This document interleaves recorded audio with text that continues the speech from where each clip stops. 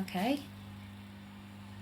We're doing a video for a rehousing or a setup for a sun beetle, or typical name will be left at the bottom because I'm terrible with pronouncing it. I'll leave it below. These are the larval form of the sun beetle. Oh, I get really scared with holding them sometimes because they bit me last time. Yeah, they can be known to nip. They can be known to bite. So I'm I'm very careful, very overly wary with them. Bit of a sharp nip, but as adults they won't bite. No, but they're fantastic beetle. When they're older, they'll be about that big, about ish. We haven't had any yet. Roughly about an inch. About an inch, yeah. And they are fantastic. When they've got yellow and brown colouring on the shell, but we'll leave that in a later video. We'll show you when they've actually... When they're pupated and hopefully hatched. Hopefully hatched. So we've got our fingers crossed on that. So you're looking at around up to about 5 months from egg to beetle form. So we're going to start with our setup. So if you could bring me the... I've got that. See, I forgot it was on my side now. Yeah. Ideally adults need to be in something bigger, but yeah, the grubs will be alright in this and move them over once they hatch. Yeah. So when they start to hatch, we'll put that in a later video and we'll show you a progression. Hatch, is that the right word?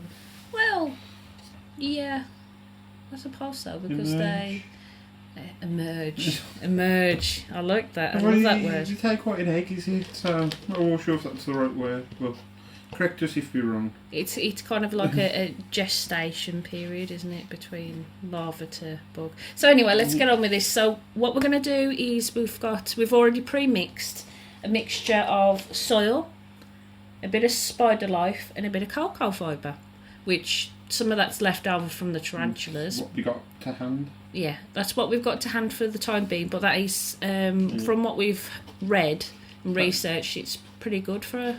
Yeah, it has got bits of leaf litter, rotting wood, springtails in here, but we'll add some more. Yeah, the springtails, as usual, are a perfect little clean-up crew, so anything that the larvae don't get in the enclosure, the springtails will clean up. And anyone who knows me knows that I love springtails. So as you can see, that's a lovely mix there. It's nice and soft to touch. So we're going to do around about 10 centimetres deep, just to give these guys a somewhere to burrow. So they'll spend all their life basically in larval form underneath in the soil. So they'll be digging around and grabbing a little bit of rotting bark or a little bit of leaf litter, stuff like that. So that's what they'll feed on. So we've got a little bit of bark here. A bit of bark, a bit of spag moss. We've also got a little bit of cork bark there. So you can see cork bark. So that to me just looks pretty. Leave a few bits on top. Yeah. We'll leave a few bits on top just in case, but we're going to bury some of this in to encourage the wood to rot down. There we go. And we've also got bit of leaf litter. Bit of leaf litter. More there than off. It's quite a bit, but we'll leave a little bit on top just in case there are any that decide to stay on the top for us and give us a nice little look at them. So, well, let's have to bury deep. So you're not really... There you go. And also with this kind of mix, as you can see, it looks quite pretty. I find it quite pretty. So that's all. And then we're going to put our little friends in, aren't we? Look at these. Now we've got... They're quite nice and fat and juicy, these are. Yeah, these are quite large ones. So they're quite easy to acquire.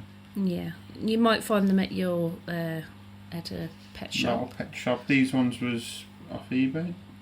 Yeah. We did get some from a pet shop, but they were a little... smaller. little small. Yeah. Yeah, I was trying to find the words. But some people... Oh, there he goes, there he goes. Can you see that? Just turn it slightly. There we go, look. You can see them burying themselves. Should have counted them, really. Wow, look at him go. So we've got... How many have we got? That was about 6. I didn't really count them. You did.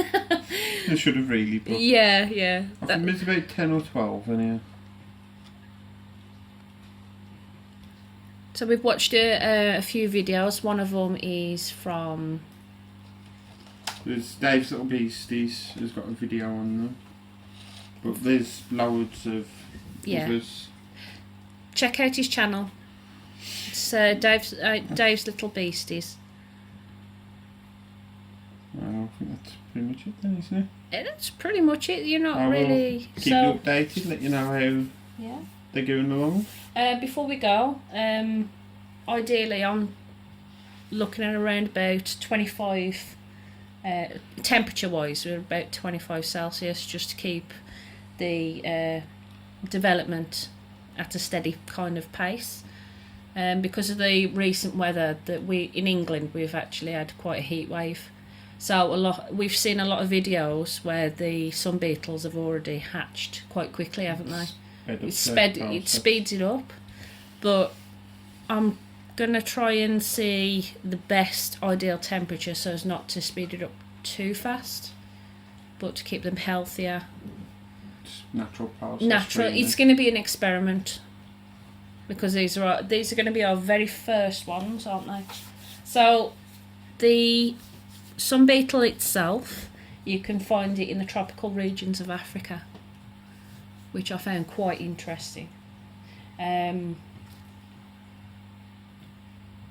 you can see them burrowing. We got one more on top, look. One more. So the adults will actually, when they're breeding, they lay all their eggs in the soil. Hence why we need such a deep. We'll spray the soil in a minute to keep it nice and moist. Yeah. So that's a most important thing, is to keep your soil moist, not wet, but moist. So after me stuttering all the way through it, I hope it's kind of helped you at least a little, and encourage other people to get beetles. I love beetles. So yeah, typical YouTuber thing. Subscribe. Yeah, I'd say it's a fun little project for kids as well. They're quite easy to care for. Kids will like them once they get older. Yeah. Yeah, easy to care for. Yep. Thank you. Bye. Thank you for watching. Bye.